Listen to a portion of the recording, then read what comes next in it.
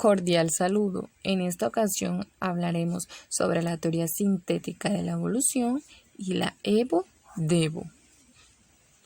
Empezaremos con la teoría sintética de la evolución o neodarwinismo. Esta no es más que seleccionar unos principios del darwinismo y contrastarlos y actualizarlos con los avances evolutivos y génicos. Tenemos que surge durante la primera mitad del siglo XX, esto es 1930 y 1940. Hay varios científicos implicados dentro de esta teoría y la mayoría de ellos dan por sentada la teoría de la evolución. Nombraremos a los principales científicos implicados. Tenemos al paleontólogo especialista George Simpson, al biólogo evolutivo Ernest Mayr y al genetista Theodosius Dowanski.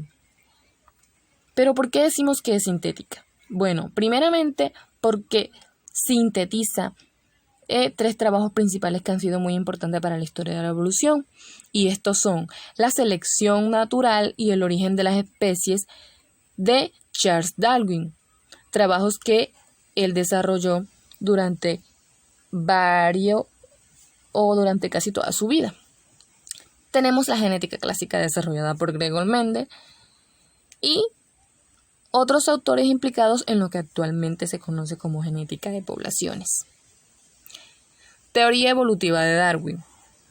Dentro de la teoría evolutiva de Darwin encontramos la selección natural, la cual actúa seleccionando los fenotipos ventajosos modificando la frecuencia génica, y esta variación es la que impacta primero individualmente y posterior a toda la población.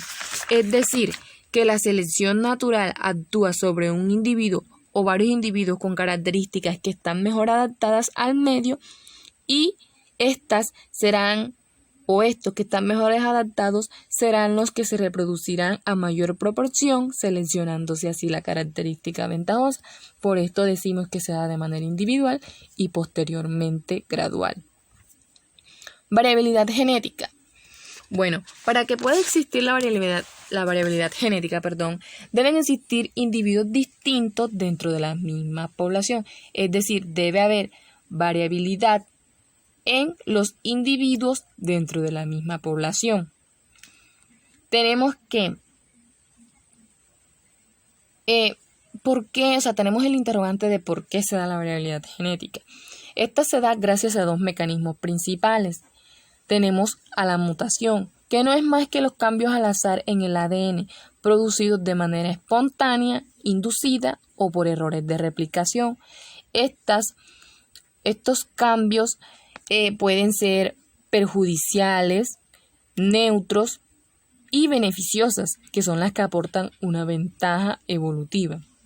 La recombinación genética. Esta se produce durante la reproducción sexual en la meiosis. Se produce un entrecruzamiento de cromosomas homólogos, es decir, pares de cromosomas, uno proveniente del padre y el otro proveniente de la madre, los cuales tienen la misma disposición de genes, pero diferentes alelos, es decir, diferentes versiones de sus genes.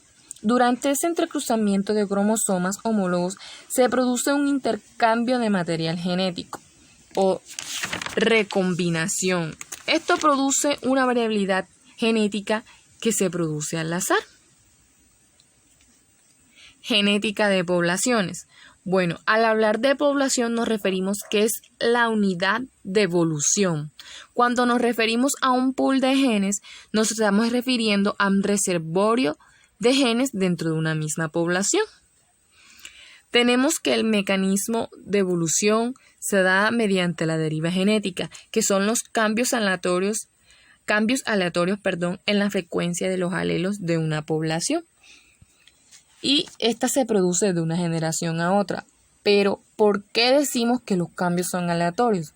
Bueno, los cambios son aleatorios porque son irrupciones que se dan dentro de un ciclo natural en una población.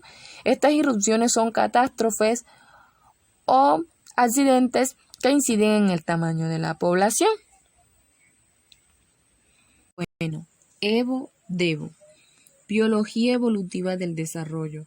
Esta es el campo de la biología que compara el proceso de desarrollo de diferentes organismos con el fin de determinar sus relaciones filogenéticas, que no es más que la relación de parentesco entre especies o taxones en general.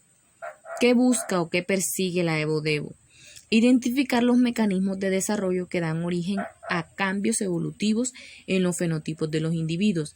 Aquí la evolución se define como el cambio de procesos de desarrollo. Hay 3 evidencias para contrastar la Evo-Devo. Entre ellas tenemos a las evidencias de embriología. Tenemos entonces que las primeras etapas del desarrollo embrionario, todas las especies comparten 3 características principales: hendiduras branquiales, tubo neural y cola posanal. Estas similitudes nos sugieren que todos los grupos de invertebrados tienen un ancestro en común. Esta evidencia se la debemos a la embriología comparada. Es cierto que dentro de nuestras primeras etapas en el desarrollo embrionario no podemos identificar de qué tipo de ser vivo nos estamos refiriendo, porque somos muy similares, incluyéndonos a nosotros los seres humanos.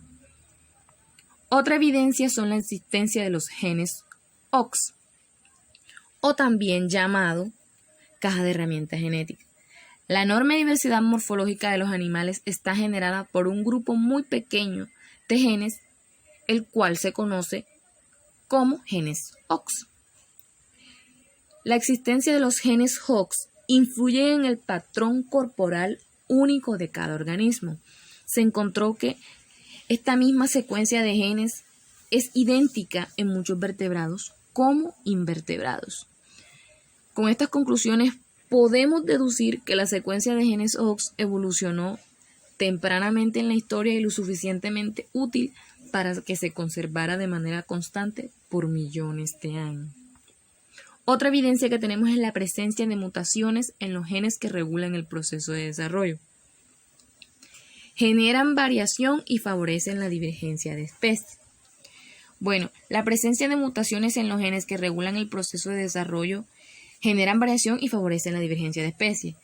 Ejemplo de esto es el gen Gremlin. Los cambios en su expresión están correlacionados con los cambios en la estructura de las patas de las aves.